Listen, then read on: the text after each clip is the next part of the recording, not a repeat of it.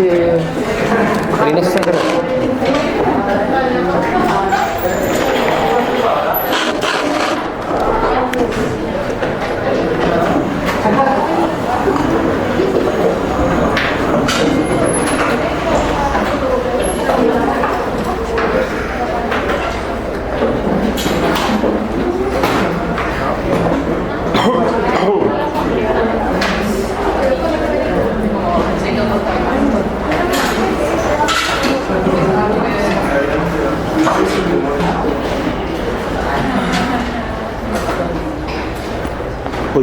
Hoy día, o sea, los martes, me toca un día muy bonito.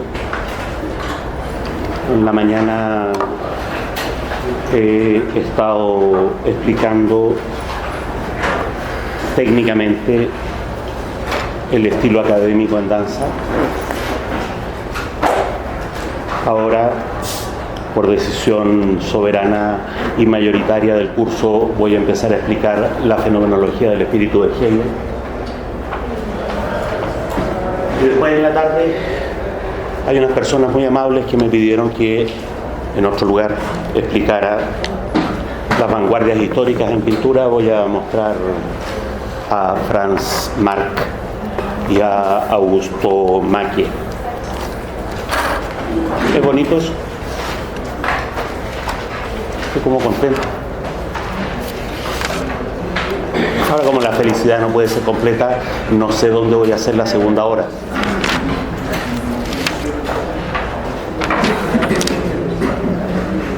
Pero ya está hecho.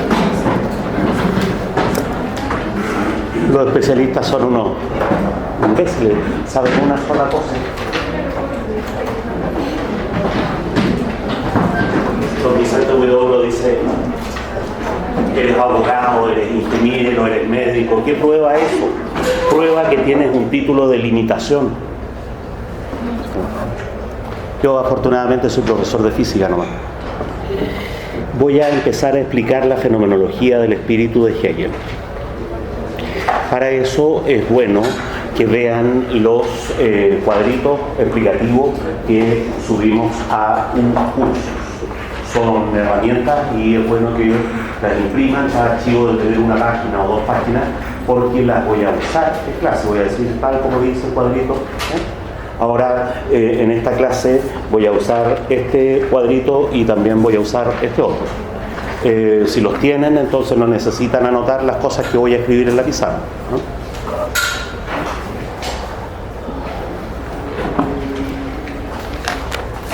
La fenomenología del espíritu se llama Sistema de la Ciencia, primera parte,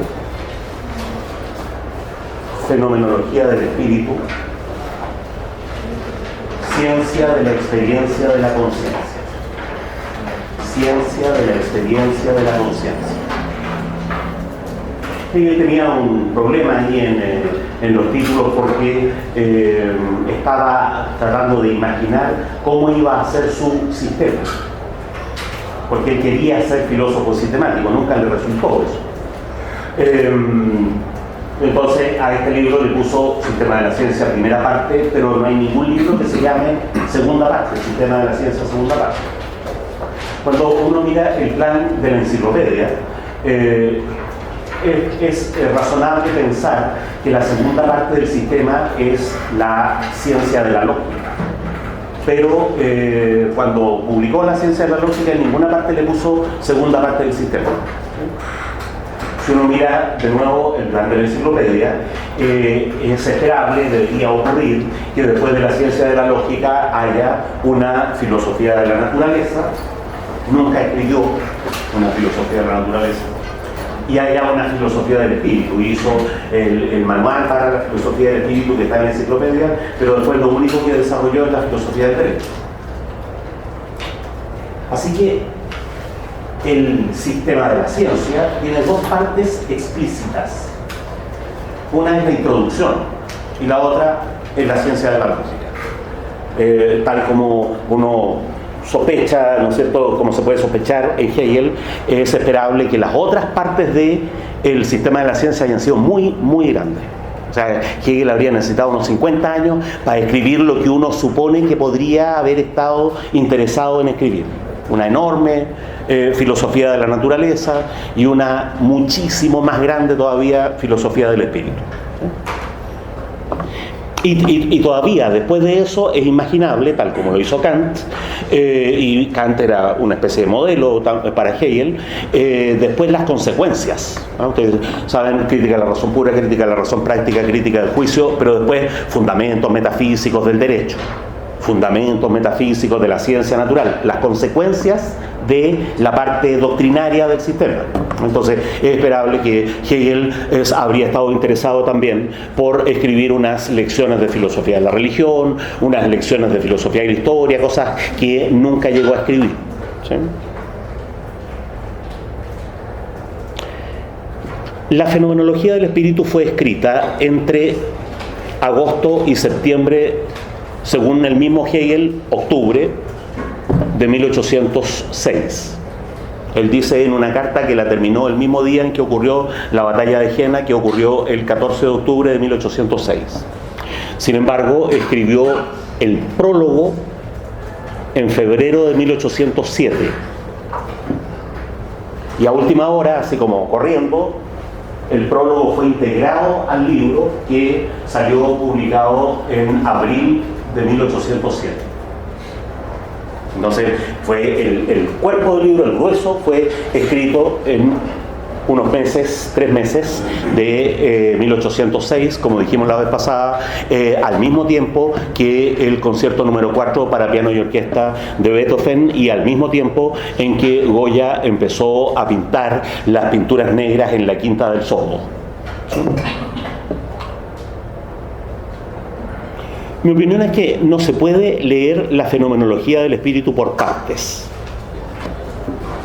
Como ya lo dije la vez pasada, evaluar la novena sinfonía por los 10 primeros compases, ¿no es cierto?, del cuarto movimiento, una tontera hacer eso. La fenomenología del espíritu es un libro sinfónico en sentido fuerte. El conjunto permite iluminar el significado que podrían tener cada una de las partes. Es un libro famosamente difícil. No hay comentarista que no diga al empezar a comentar el libro, no, este es un libro muy difícil. Hay problemas literarios, la manera de escribir, que hacen que el libro sea difícil. Hay problemas contextuales que hacen que sea difícil. Yo creo que lo más interesante es que hay problemas filosóficos que hacen que sea difícil. Vamos por cada una de esas partes. Desde un punto de vista literario, La fenomenología del espíritu es un libro difícil porque Hegel sacrifica la redacción al contenido.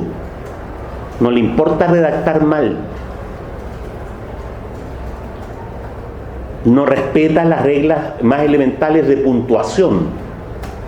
No distingue entre el punto seguido y el punto aparte. Enfatiza con negritas y con cursiva a cada rato. Entonces las frases están llenas, ¿no es cierto?, de cursivas. En castellano siempre eso se hace con cursiva, ¿no?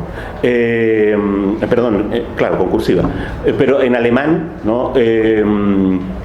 Hay una cosa que es más difícil de leer, que uno puede enfatizar una palabra separando las letras. No sé si han visto eso.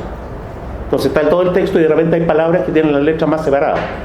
Eso hace tremendamente difícil la lectura, porque uno tiene que estarse fijando en la grafía de las palabras, ¿no? Hay párrafos que son, pero irresponsablemente largos, ¿no? No sé, pues hay párrafos que duran 1 página y media, un párrafo.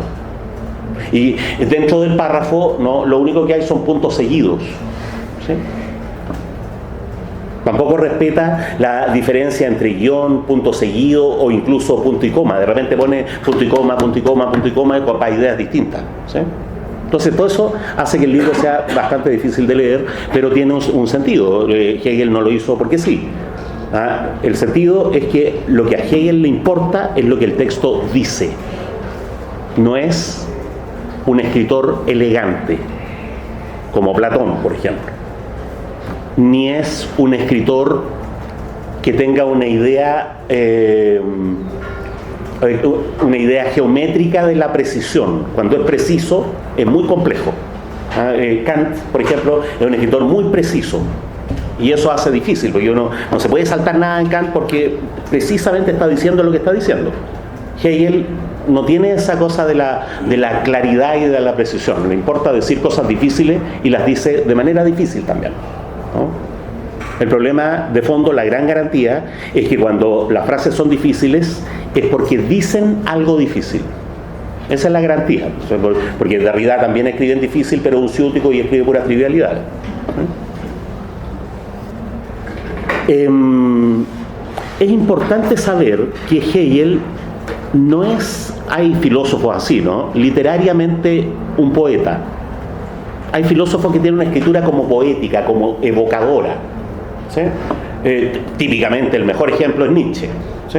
Escribe como con aforismos, metáforas, alusiones. Hegel no. Kant tampoco. Son tipos que dicen exactamente lo que quieren decir, ¿sí? Nunca se le va la pluma, ¿sí? Platón es un escritor en lo que se conserva elegante, ¿no? Hegel no. Por lo tanto, cuando hace reiteraciones, la sangre universal que palpita en sí sin conmoverse, que está inquieta y sin embargo no se mueve, cuando hace reiteraciones, las reiteraciones no son poéticas, sino que cada cosa que está agregando como sinónimo tiene un sentido distinto, apunta en una dirección distinta. Y entonces, cuando uno cree que la frase es como poética, resulta que la frase dice como 4 cosas distintas. Porque cada aparente alusión que está haciendo significa algo, tiene un propósito, ¿no es cierto? Y uno se viene a dar cuenta como 20 páginas después, por eso que dijo la sangre universal, uno estaba pensando en la sangre, no, la palabra sangre y universal significa algo, ¿sí? Otra dificultad literaria es que Hegel tiene la manía de escribir frases subordinadas, incluso frases subordinadas dentro de frases subordinadas dentro de frases subordinadas. Piensen, por ejemplo, en lo siguiente, ¿no? Hegel, que era un filósofo alemán, como ustedes saben, los alemanes son europeos, ¿no? Que tenía las costumbres del romanticismo, que es una época no solo artística, sino también cultural, ¿no? Que estuvo implicado en una respuesta general a la Ilustración, que operó como su antagonista filosófico, escribía difícil. Entonces, ustedes piensan en esa frase, lo que acabo de decir es que Hegel escribía difícil, pero entre medio metió un montón de información en frases subordinadas, ¿sí? Entonces es todo un lío desarmar las frases para ver cuál es la frase principal y después agarrar cada una de las frases subordinadas para ver por qué necesitó decir eso entre medio, ¿sí? Eso, si uno está desprevenido, cree que es mala redacción o que el tipo era como un fantasioso, así se le iba la pluma y escribía. No.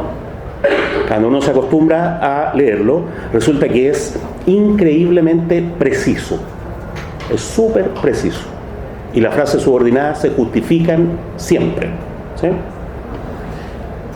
No solo es preciso al escribir de esa manera, así como... sino que además tiene una consistencia terminológica muy estricta.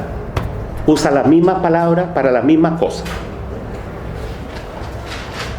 El efecto literario que tiene eso es que a uno le da la impresión de que es redundante, ¿no? El concepto en sí mismo, en tanto, solo en sí. Y entonces dice, ¿pero por qué dijo 2 veces en sí? Y tiene sentido, no es redundante, ¿sí? Uno se da cuenta que Hegel no es redundante cuando nota que cada término importante está lleno de cualificaciones. Entonces uno no se puede fijar en una palabra, por ejemplo, determinación, negación, en sí, ¿sí? Uno no se puede fijar en esos términos importantes sin fijarse en la palabra que hay al lado, ¿sí? Por ejemplo, en Hegel hay como 10 expresiones que designan a la verdad. Si uno las tradujera al castellano, la verdad, lo verdadero, lo de verdad, lo casi verdad, lo verdad solamente, la verdad en su concepto. Entonces cuando aparece la verdad, uno dice, ¿pero de qué verdad está hablando? Y dice al lado, ¿sí? La verdad. Usan los adversativos con una precisión maniática. Adversativo, pero, sin embargo, ¿sí? Solamente. Y entonces de repente dice, y esto es solamente verdad. Entonces dice, es verdad. Sí, pero solamente verdad. Es raro eso, ¿eh? ¿Cómo va a ser solamente verdad? ¿Qué otra cosa podría ser? Noten que la verdad en Kant es como el límite, el final. Y Hegel dice, bueno, pero eso es verdad nomás. Y uno dice, pero ¿qué otra cosa podría ser? Yo siempre cuento porque me encanta. Haciendo estas clases de danza, yo converso con muchos coreógrafos, coreógrafas, bailarinas, estudiantes, qué sé yo. Entonces tenía una estudiante muy bonita, qué sé yo, con esa belleza increíblemente fome que tienen las estudiantes de danza. Y pero bonita, entonces estábamos comentando una obra. ¿Sí? Ella hizo una cosa, la grabó, me la mostró y yo le estaba preguntando, ¿y eso qué significa? Qué sé yo. Y de repente me dice, ay, profe, ¿sabe que me voy a casar? Uno igual se pica. Entonces yo le dije, pero no se preocupe, eso tiene arreglo. Y entonces me va, ay, ¿usted qué? Sí, estoy enamorada. Pero no se preocupe, eso también tiene arreglo. Estaba a punto de ofrecerme para solucionarle el problema, digamos, ¿sí? Ahora, claro, no sé si entiende, estoy enamorada. No, pero tiene arreglo. Eso tiene arreglo significa que estar enamorada es malo. Y ella me está diciendo, no, mire, me está pasando algo muy bueno, ¿sí? Tiene arreglo. Bueno, lo que pasa es que nos vamos a ir a Francia, entonces nos vamos a casar para que, como yo tengo nacionalidad francesa, él pueda entrar también. Claro. Se fue a Francia. Como es obvio, se separó. Se lo merecía, además, ¿no?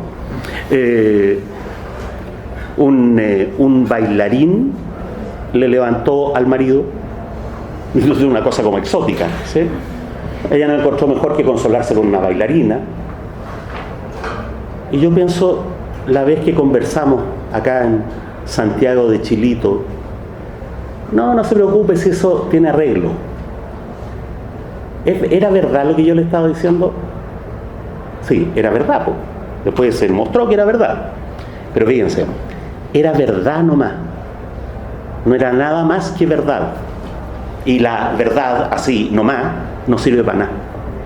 No sirve para nada, no evita nada. ¿A quién le interesa la verdad? La gracia de la verdad es que ocurra. La verdad solo es verdad cuando ocurre. Entonces a la vuelta me dice, profe, ¿sabe que usted tenía toda la razón? En realidad, casarse fue una tontera, después me di cuenta que tan enamorada no estaba. ¿No le dije yo que era verdad? Fíjense desde el punto de vista de Hegel. Ahora sí que es verdad, cuando ocurrió. Entonces tiene sentido decir, sí, eso es verdad, pero es verdad nomás. Es verdad por ahora. Habrá que ver si se sostiene como verdad. ¿Cómo dice uno esa complejidad?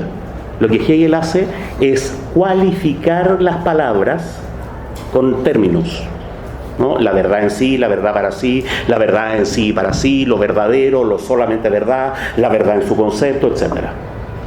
Y eso hace difícil, porque uno espera entender las palabras de a una para entender la frase, y no, las palabras hay que entenderlas de a dos, de a tres, o también los significados son contextuales, ¿sí?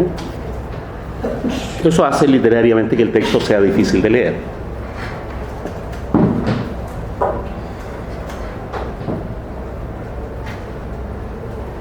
Sin embargo, hay cuestiones más profundas que hacen que este texto sea difícil.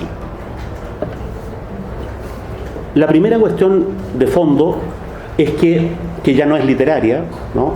Es el campo semántico de los términos que usa Hegel.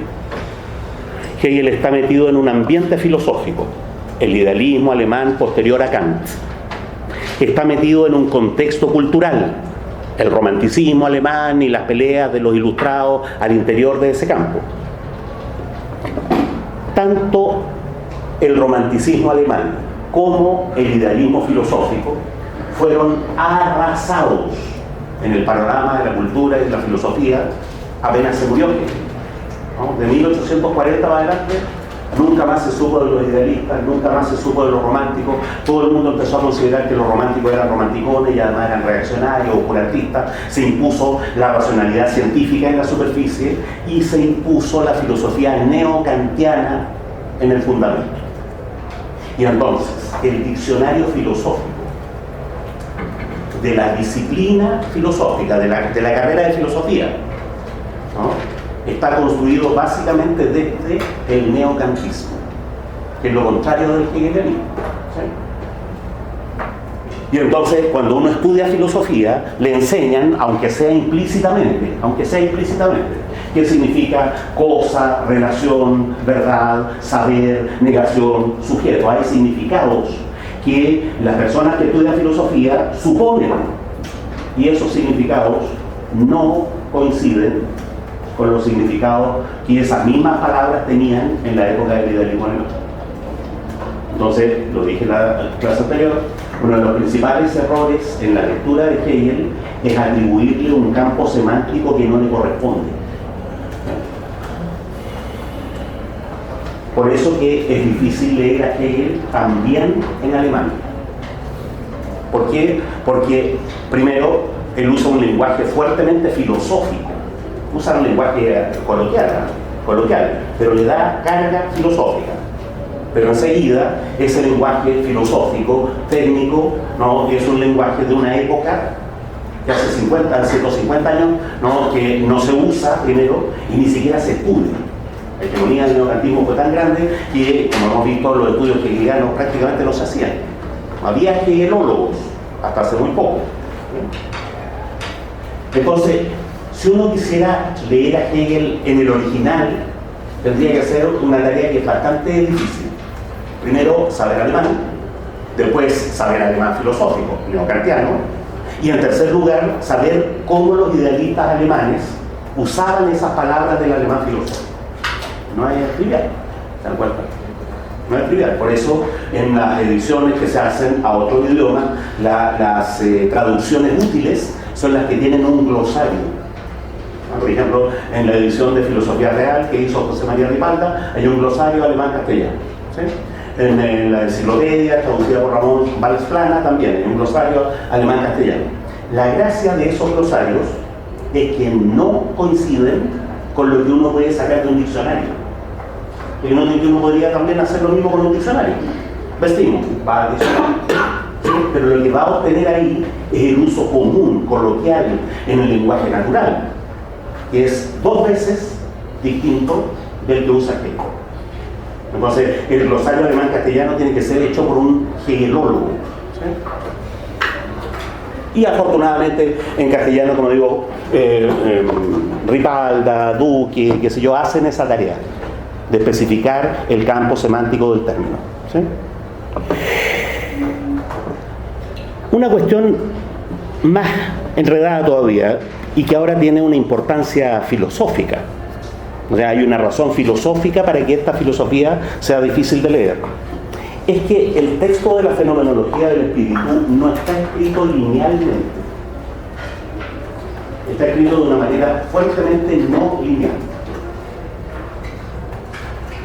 La palabra lineal viene de la matemática. Ustedes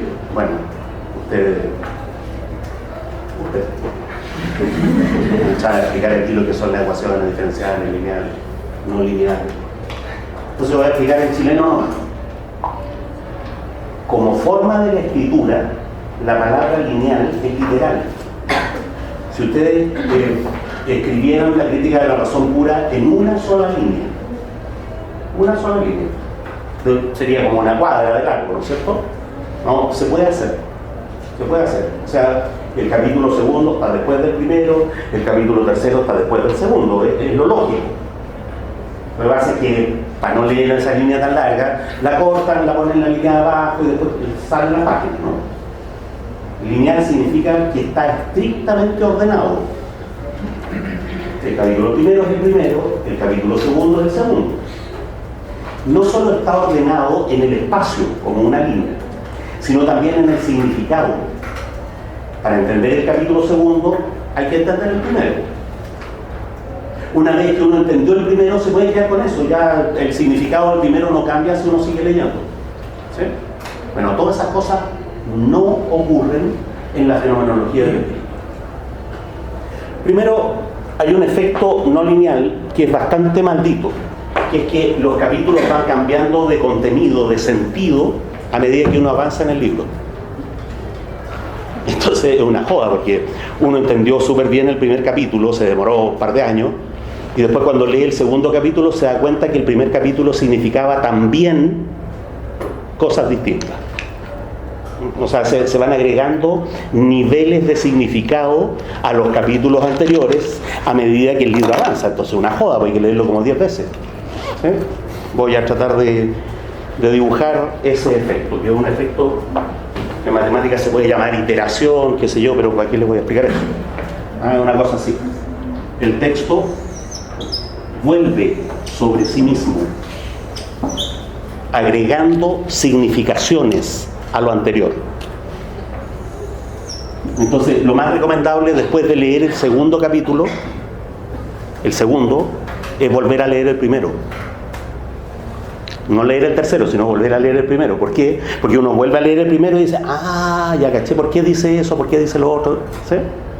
Pero noten que si uno lee el tercer capítulo, tiene que leer los dos primeros de nuevo. Porque el primero vuelve a... Entonces, noten lo que es el efecto, ¿no? Que el primer capítulo significa algo, pero también, sin que esto deje de ser cierto, significa otra cosa, otra cosa, otra cosa, otra cosa. ¿Sí? Y uno va descubriendo eso. Y va encontrando sentido. Es como cuando uno empieza a iluminar una pieza por partes, no solo prende otra luz, sino que además la segunda luz es más intensa. Entonces, como la segunda luz es más intensa, lo que ya estaba iluminado se ve mejor. ¿Entiendes? Ahora, la cuestión más jodida, digamos, es que en Hegel derechamente el segundo capítulo no es una continuación del primero. Es paralelo al primero. Y uno no llega a entender esa cuestión hasta que leyó el libro como 3 veces. Es decir, el libro no se puede escribir en una línea. Habría que escribirlo en varias líneas. ¿Sí? A Hegel le había encantado, yo creo que se había sentido maravillado con la idea de hipertexto. Hipertexto. Ustedes lo hacen todos los días y no saben qué se llama así. Noten lo que ocurre en la pantalla del computador, ¿no es cierto?, o del iPad. ¿Sí? Cuando ustedes tienen un texto, ¿sí?, y está como en azul, ¿han visto? Unos que están como en azul, y uno lo toca y se abre otro texto, dentro del cual hay unas cosas en azul, y uno las toca y se abre otro texto. ¿Cómo está escrito eso en el computador? ¿No se dan cuenta? Voy a dibujar. Los textos están hechos de páginas sucesivas. Entonces se leen así. Los hipertextos están hechos de páginas paralelas.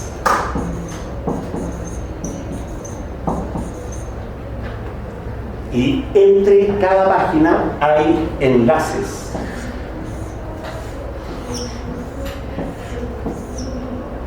Y cuando uno toca un enlace va a dar acá. Cuando toca otro enlace va a dar allá. Entonces se dan cuenta, eso no se puede poner en una línea. Eso es fuertemente no lineal. ¿Sí? Se acabó la historia. La historia es la época de la linealidad de la escritura. Cuando se acaba la linealidad de la escritura, en muchos sentidos se acaba la historia. No te quiero, porque estoy diciendo la historia, porque todo el mundo dice que la historia empezó con la escritura. Hay historia desde que se inventó la escritura. Bueno, los que inventaron la escritura la inventaron lineal. Ahora que la escritura no es lineal, habrá que ponerle otro nombre, porque eso ya es historia, pero en paralelo. ¿Sí? El texto que uno tiene delante, el que está viendo, que puede ser cualquiera, se llama actual. Actual, está de hecho, presente. Todos los demás textos se llaman virtuales. Virtual significa disponible, a la mano. ¿Cuál es el mecanismo para que esté disponible? En el caso de los iPad hay que tocar, ¿no es cierto?, los enlaces. En el caso del computador uno hace clic, clic con la flechita. No sé si se han fijado en la flechita del computador, eso la pone encima y hace clic del lado de acá, del lado de acá. Porque si uno hace del otro lado aparece un menú. Y note que los menús son enlaces. Son enlaces hacia lugares que también están disponibles. ¿Sí? Entonces, si uno juntara todo lo que está escrito en el computador, ¿sí?, no lo podría poner en una biblioteca. No sé si se dan cuenta del problema. Uno no puede esto ponerlo en papel. ¿Cómo tendrían para ponerlo? Los hipertextos no se pueden poner en papel. Imagínense que cada una de esas páginas esté escrita en un papel. ¿Qué hacen para tener todas las otras a la mano? Entonces, no son libros, son hipertextos. ¿Se entiende? Hegel habría estado maravillado con esta idea, porque la fenomenología del espíritu está escrita así. Pero, voy a decirlo bien, está pensada de esta manera y está escrita de esta otra manera. ¿Por qué está escrita así? Porque está escrita en papel. Y en papel uno tiene que llenar un capítulo y el capítulo segundo lo ponen después. No sé si se dan cuenta que él no podría haber escrito el libro tal como lo pensó. Y por ahí empezó la posmodernidad. Eso es tener todas las neuronas conectadas. Lo que pasa con las ilustraciones que tenían las neuronas conectadas en línea. Y por eso siempre que pensaba en una cosa, pensaba en eso o, excluyente, otra cosa. No podían pensar dos cosas al mismo tiempo. En cambio aquí hasta la dueña de casa más elemental, GCU, gente como uno, ¿no?, maneja, se peina, cambia la radio, reta a los cabros chicos, le discute al tipo que va manejando al lado, se fija si pasó la luz roja, al mismo tiempo. ¿Entiendes? O sea, ahora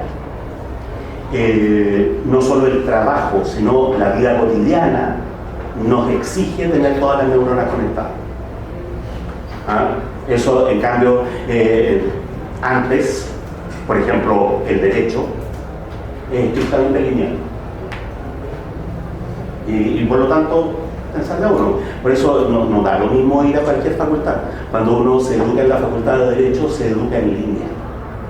Todo lo que a ustedes les enseñan se puede escribir en libros. ¿Hay algo de lo que a ustedes les enseñan que no se puede escribir en libros? Hay cosas que deberían saber que no se pueden escribir en libros, pero esas no se las enseñan. Por ejemplo, rectitud, honestidad, sentido común, ¿no es cierto?, ánimo de impugnación, ejercicio de la libertad, pero esas ustedes no las enseñan. Pues precisamente no las enseñan, pero lo que se enseñan son formas pensadas en línea y por lo tanto que se pueden escribir en línea. Es particularmente difícil para alguien que es buen estudiante de Derecho estudiar Hegel en esas condiciones. A lo mejor el curso de Hegel se justifica para que sean malos estudiantes de Derecho. Para que piensen el derecho de manera hipertextual. Esto se llama hipertexto. Por supuesto, los hipertextos solo son posibles en interfaces virtuales, ¿no? O sea, que permiten enlaces con un clic o tocándolo. No son posibles en papel. Y historia de la tecnología, desde luego esas cosas no existían en la época de Hegel. Y entonces, fíjense, Hegel, 150 años antes de los hipertextos, tenía la cabeza en hipertexto. Obvio que pasó de moda en 5 años, porque nadie entendió nada. ¿Entiendes? Esto genera un problema de interpretación que es más o menos delicado. ¿Cómo armar los capítulos de la fenomenología? Yo creo, por lo menos con Jon Stewart estamos de acuerdo, ¿no? No conozco a John Stewart, pero él publicó, es el editor del Phenomenology of Spirit Reader. El Phenomenology of Spirit Reader es el libro estándar para los posgrados en filosofía en Estados Unidos sobre la fenomenología del espíritu. ¿Sí? Es un reader, o sea, escrito por especialistas, no es un companion. Los companions son selecciones de textos del autor original. ¿Sí? Y entonces John Stewart hace, en el último capítulo del libro, hace una hipótesis sobre la organización de los capítulos, en que implícitamente, no me ha preguntado, si me hubiera preguntado ya le habría dicho por qué tuvo que hacer eso, ¿no? En que implícitamente lo que hace es reconocer que el texto no es lineal, que necesita ser organizado en un diagrama en el espacio para poder entenderlo. ¿Sí? Yo creo que si conversáramos, ¿no es cierto?, con Félix Duque, o con el Ripi, José María Rivalta, o con Terry, yo no sé tu teatro, con Robert, ¿sí? Pippin, pero no el de las patas grandes, sino el otro, Robert. ¿Sí? Yo creo que todo el mundo estaría de acuerdo en que el texto de la fenomenología no tiene una estructura lineal. El problema es que si no tiene una estructura lineal, ¿qué estructura tiene? ¿Entienden? ¿Cómo poner los capítulos uno al lado del otro? ¿Qué capítulo va al lado de otro? ¿Cuál va primero y cuál va después? En resumen, la principal razón, la más profunda, la más importante de que el texto sea difícil de leer es que hay que leerlo globalmente, y globalmente está concebido de una manera no lineal. Comparado con ese problema, todos los demás problemas literarios son casi triviales. Hay gente que se ha dedicado a aclararlos. Esta frase es subordinada de la otra. Hegel tiene unas costumbres muy malditas. Por ejemplo, introduce el término definido al final de la frase. No dice el fundamento es tal cosa, o hay que entender por fundamento tal cosa, sino que dice, no, el elemento en el cual la esencia se desenvuelve en sí y para sí, que permanece quieto y sin embargo está permanentemente cambiando, es decir, el fundamento. Entonces uno dice, chuta, estaba definiendo el fundamento, pero se encuentra con esa expresión, es decir, el fundamento. A veces dice o, una tremenda frase, y dice o el fundamento. Entonces dice, chuta, ¿por qué o? Y que todo lo anterior era esa palabra, estaba definiendo el término. Entonces para dar una cachetada, porque uno se demora en 10 líneas, ¿qué querrá decir con eso? Y resulta que en la última línea dice, esto es el fundamento. Entonces, chuta, si hubiera empezado por ahí, había entendido el tiro. Bueno, hay una razón para eso. Sin embargo, esas dificultades literarias, como digo, no son las más importantes ni las filosóficamente más interesantes. Considerando esta situación de dificultad filosófica y objetiva, yo creo que para leer la fenomenología del espíritu hay que hacer una hipótesis de lectura. No cabe hacerlo de otra manera. Las hipótesis, método científico.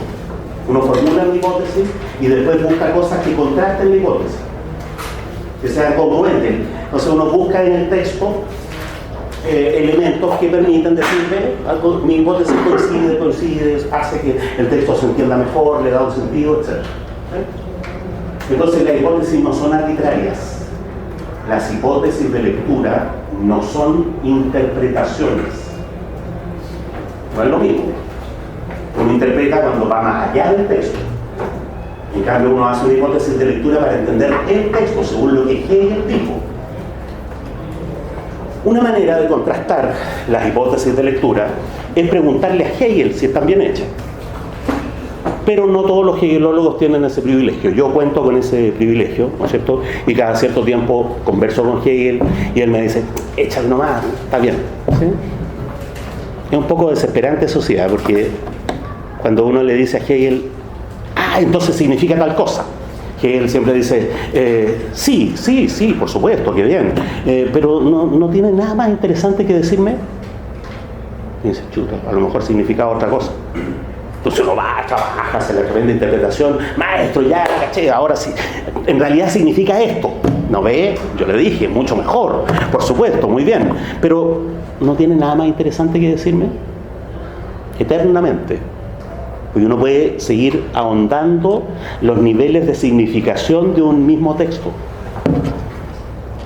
Porque en Hegel no hay una diferencia exterior entre lo verdadero y lo falso. En realidad, digan lo que digan, está bien. El problema es en qué grado está bien. A ver, enredémoslo más. ¿En qué grado? ¿En qué modo? ¿Respecto de qué? ¿Sí? Si ustedes le dijeran a Hegel, ¿sabe qué? Métase el libro por el poto de una pura sutilidad. Y él diría, sí, en realidad, qué interesante también es eso. No tiene nada interesante que decir.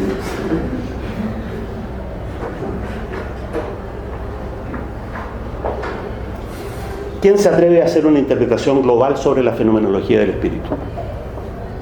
Sépanlo, en el planeta no hay más de 5 personas que hayan hecho eso. Uno, porque los especialistas en filosofía son cada vez más idiotas, igual que los especialistas en medicina, en derecho, en física, porque la idiotez consiste en ir especializándose. Entonces saben cada vez más de una cosa chiquitita, ¿sí?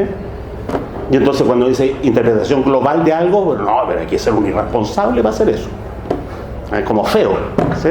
No, tienen que escribir sobre una frase, sobre unas 10 líneas, ¿sí? Se puede justificar un paper easy con 10 líneas de Hegel. Y más encima a uno le pagan 600 lucas en una universidad civilizada. O, bueno, civilizada de manera capitalista, ¿sí? No hay más de... Yo tengo el vicio de revisar la literatura sobre Hegel que va apareciendo. Noten que las universidades auténticamente civilizadas ponen las tesis de doctorado en línea, en la red. Y entonces, como mi hijito está relacionado con una universidad norteamericana, él tiene clave para entrar a esos depósitos de tesis.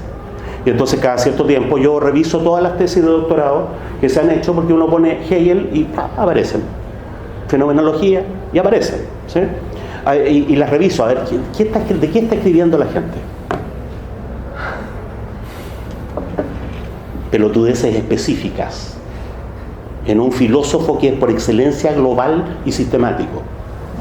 Es como por lo tanto una pelotudez, en no entender el proyecto del filósofo mismo, ¿sí? Den un paso adelante los valientes que se atrevan a hacer una hipótesis global sobre la fenomenología. Acabo de dar el paso adelante. Eso es lo que voy a hacer. Yo creo que el texto es comprensible si uno hace una hipótesis global, y entonces yo voy a hacer una hipótesis global. ¿Qué garantía tiene nomás de que le achentó en algo? Bueno, hay que preguntarle a los hegelólogos, tú que sabías, ¿qué te parece el cuadrito que hice? Hay que compararlo con gente que haya hecho cosas parecidas, para ver cómo le está yendo a uno.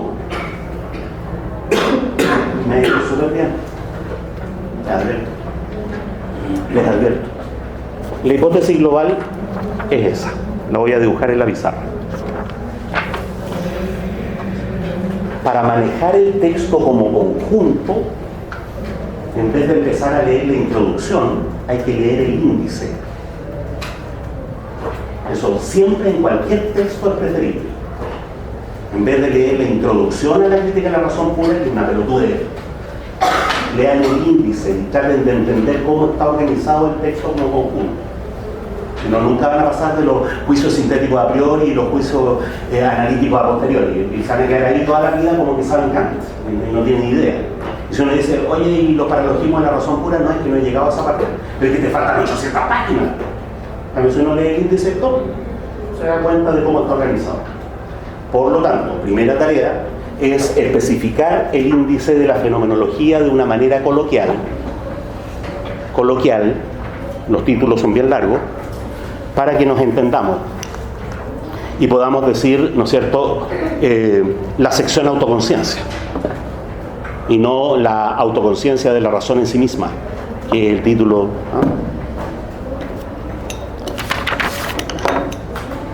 A Hegel le costó hacer el índice. De hecho, la fenomenología tiene 3 índices. él mandó 3 y el editor que no haya que hacerlo publicó los 3, ¿sí? Mezclados. Hay un índice, que es el primero, que está ordenado en números romanos, desde el 1 hasta el 8.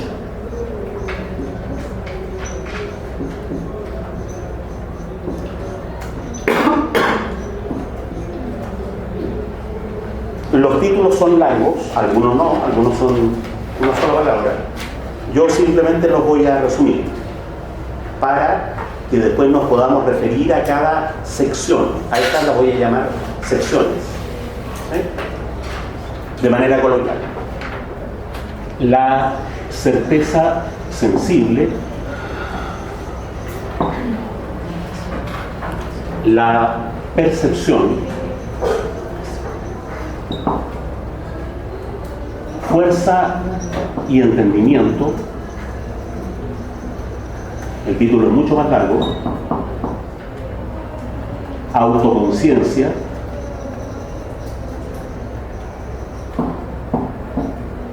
razón, espíritu, religión, saber absoluto.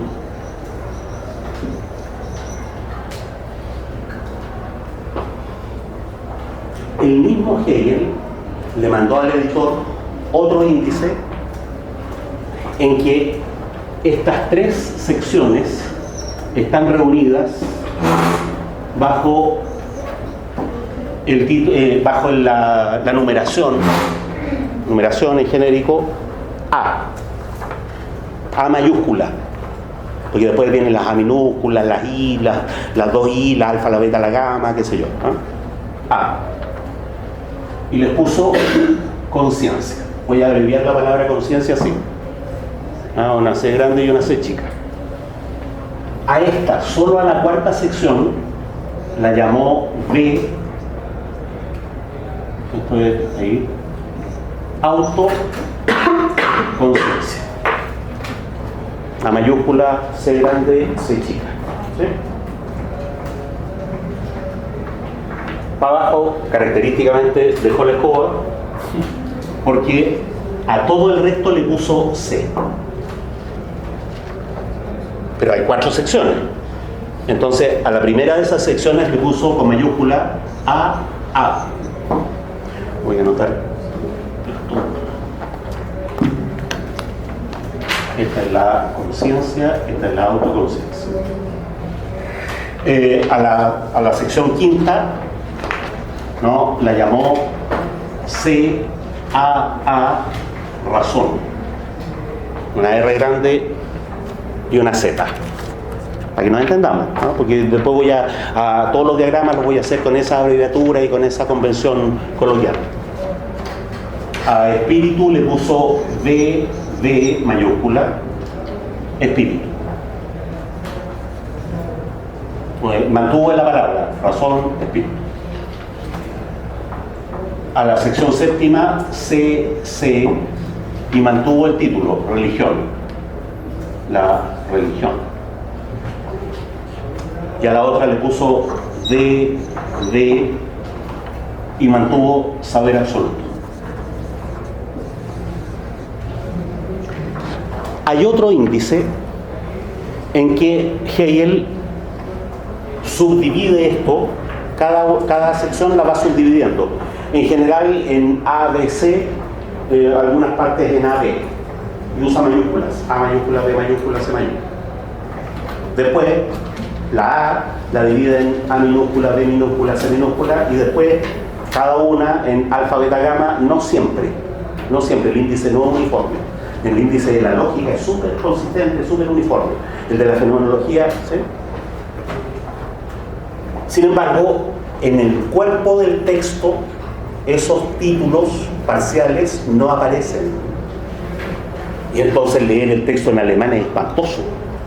Espantoso porque es una A, 15 páginas. B, 40 páginas. C, 200 páginas. Y no hay ni un título intermedio. Los editores agarraron esos títulos que están en el índice y los pusieron en el texto, para que el texto quede más ordenado, ¿sí? Pero como hicieron eso, lo pusieron entre corchetes cuadrados, ¿sí? Cuando ustedes vean el texto de la fenomenología van a ver que hay unos títulos de corchetes cuadrados. La mayoría de esos títulos son de Hegel, pero están entre corchetes cuadrados porque no están en el cuerpo del texto, están, ¿sí?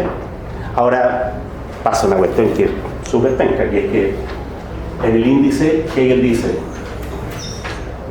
página 41, no, gamma, la infinitud, ¿sí?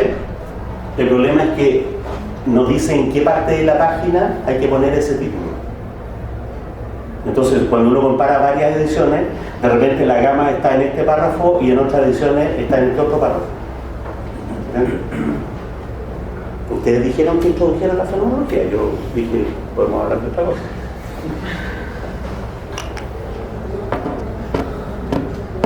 ¿Vamos?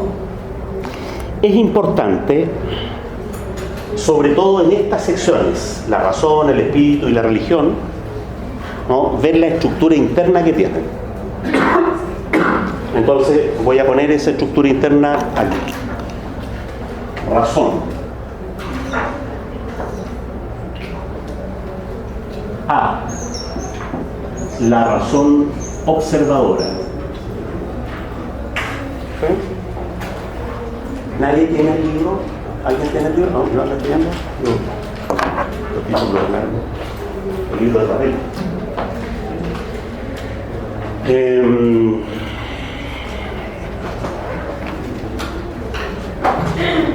¿Por qué necesito el libro? Porque resulta que A, bueno, la razón observante, puede ser la observadora.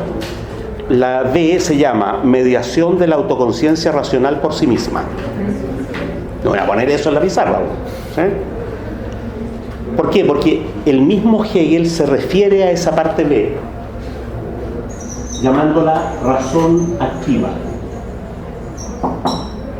En el fondo es la razón teórica y la razón práctica.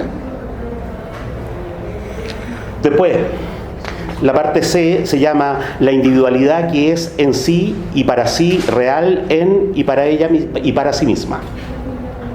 Así es el título. No la voy a poner ahí.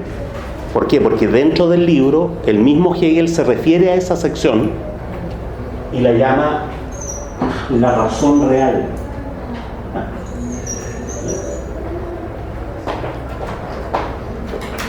Entonces, sigue el texto. Vamos a seguir la segunda hora. La razón activa, la razón real. Después, acá, en el espíritu. La primera parte de la sección espíritu se llama eticidad. Simplificar. ¿No? ¿Simplificar? No, no. ¿Te me olvidó? ¿Ah? Sittlichkeit. Ahí. No vayan a creer que yo sea alemán, pues yo no sé alemán. Sittlichkeit. Eso, Sittlichkeit es la sensibilidad. Ahí me acuerdo. Claro. La parte B se llama la cultura. Bildung. Cultura. Bildung. La formación. La parte C se llama moralidad. Después cuando uno se vuelve fanático con estas cosas, adquiere esa versión del trastorno obsesivo compulsivo que se llama hegelianitis, ¿sí? Uno puede comparar esto con la estructura de la filosofía del espíritu en la enciclopedia y con la estructura de la filosofía del derecho. La filosofía del derecho tiene el derecho, la moralidad, la eticidad. Noten que aquí no aparece el derecho, pero está la moralidad y está al revés, ¿no? Se pueden hacer esas comparaciones. ¿Qué área temática es la que Hegel está tratando de abordar? Eso es lo relevante, ¿no? Entonces esto es como las críticas de Kant, ¿no? El área de la razón teórica, de la razón práctica y después lo que Hegel hizo con la tercera del espíritu. Y esta es el área de la filosofía política. Ahí está la filosofía política. Sin embargo, la filosofía política en Hegel no es suficiente. Requiere de la religión, en el sentido hegeliano de religión.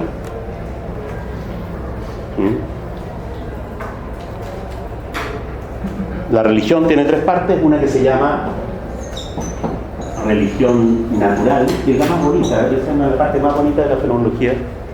Ahí Hegel dice que al principio los dioses eran plantas, los Ent, cultura contemporánea. ¿Qué son los Ent?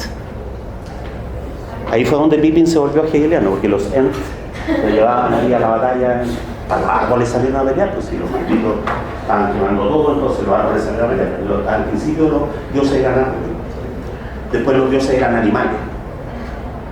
Después el clan del lobo, el clan del oso, qué sé yo. Después los dioses eran mezclas de animales con personas, como Anubis, como los centauros, como la gorgona. Y después aparecieron los dioses como la gente. O sea, como la gente. Que son los dioses perfectos, los dioses de la juventud de la humanidad, que son los dioses griegos. En esa época donde existió, ay, dolor, Afrodita, Anadiómene, nacida de la espuma del agua sin intervención alguna. Entonces eso es la religión natural. La otra parte súper bonita de la fenomenología es lo que él llama la religión, lo ha traducido así, del arte, pero lo que dice ahí más precisamente es la religión artística, la religión que es un arte ella misma. Esto es súper bonito porque aquí Hegel habla de la epopeya, de la tragedia y de la comedia. Y una de las cosas que dice cuando habla de la tragedia es que para entender la tragedia hay que entender lo apolíneo y lo dionisíaco. Y lo dice y lo pone y qué sé yo. Federiquito Nietzsche nunca se enteró de que Hegel había dicho eso. Y escribió un libro que se llama El nacimiento de la tragedia, donde presenta con gran novedad la diferencia entre lo apolíneo y lo dionisíaco, ¿no es cierto? Y los pseudo-nietzschianos hasta el día de hoy repiten esa cuestión y sin tener idea que Hegel la consideró un detalle de una obra mayor. ¿Entiendes? La religión del arte es súper bonita, es como la estética. En Hegel la estética no es una teoría de lo bello, es una teoría del arte, de la función social del arte. ¿Sí? Esto es como la estética dentro de la fenomenología. ¿Sí? Y después pongámonos serios.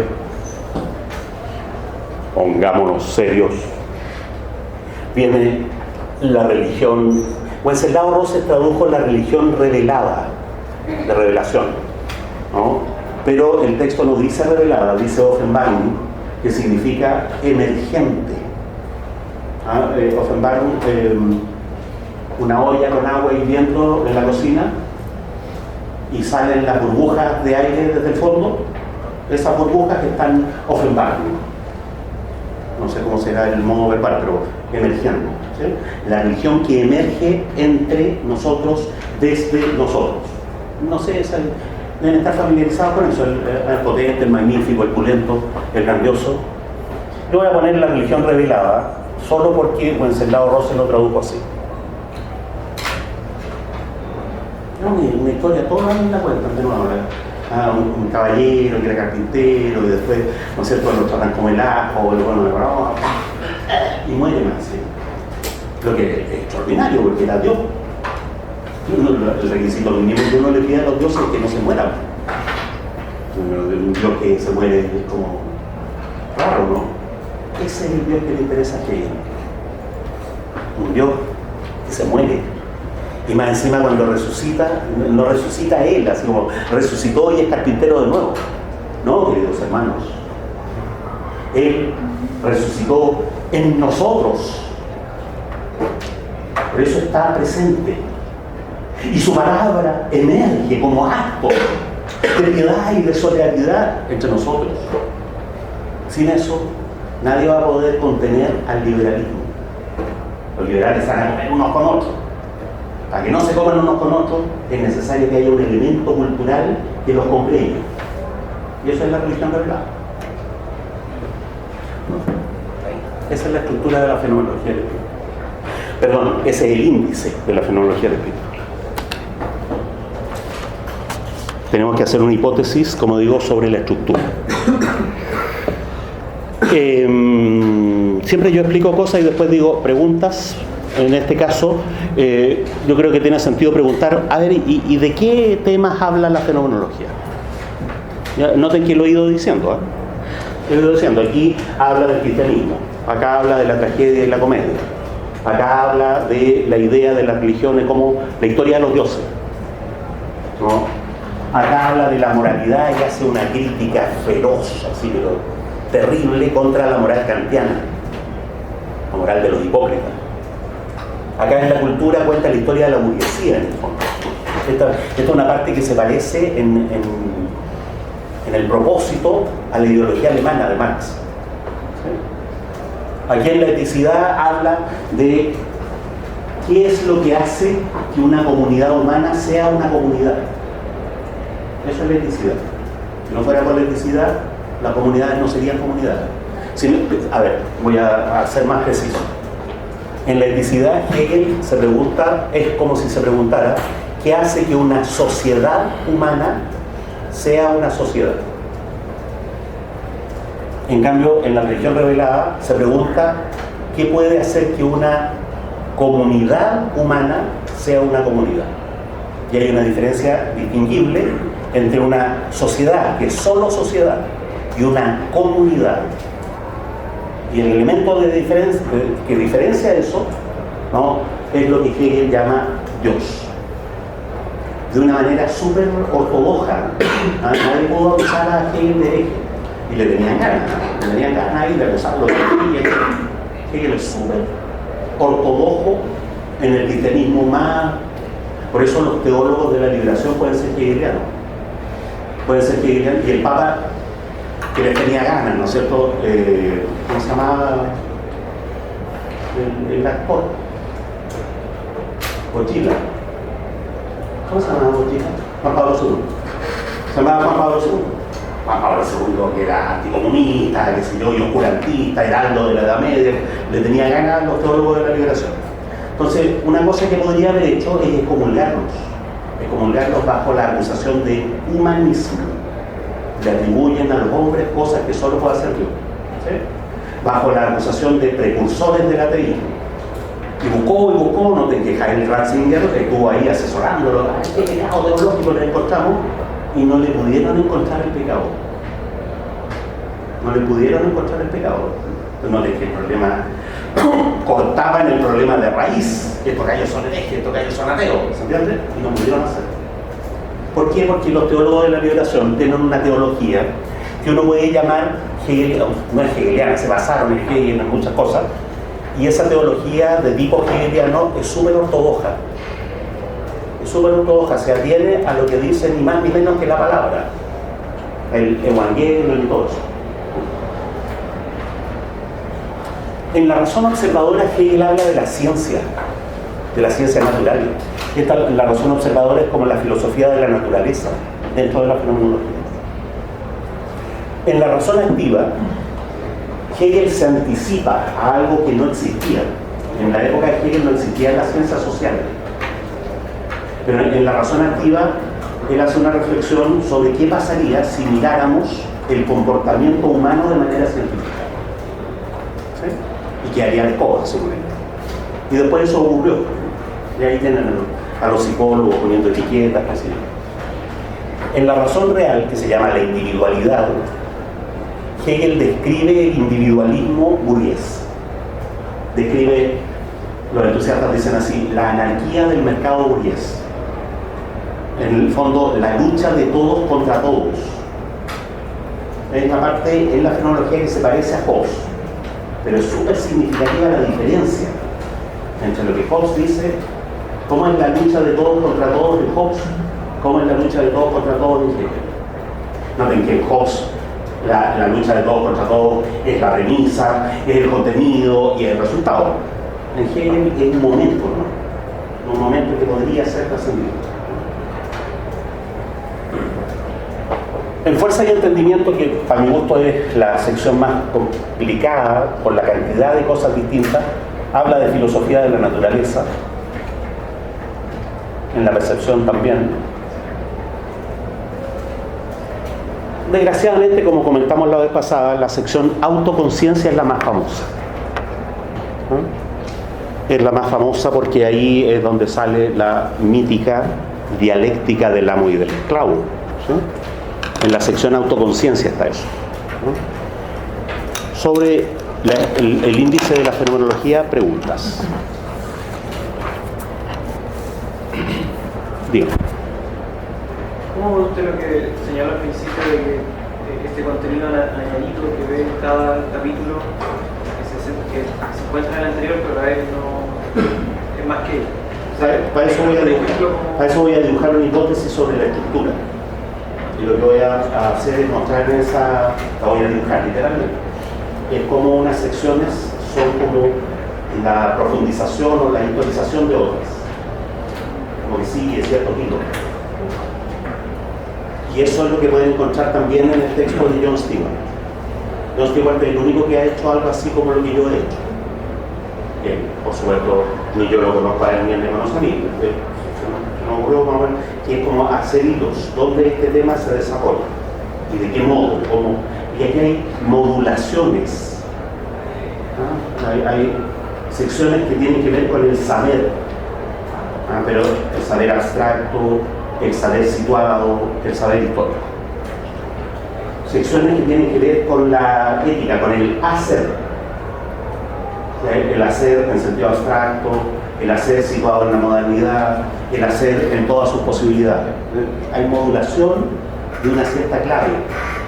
Eso es lo que permite hacer una estructura. Preguntas.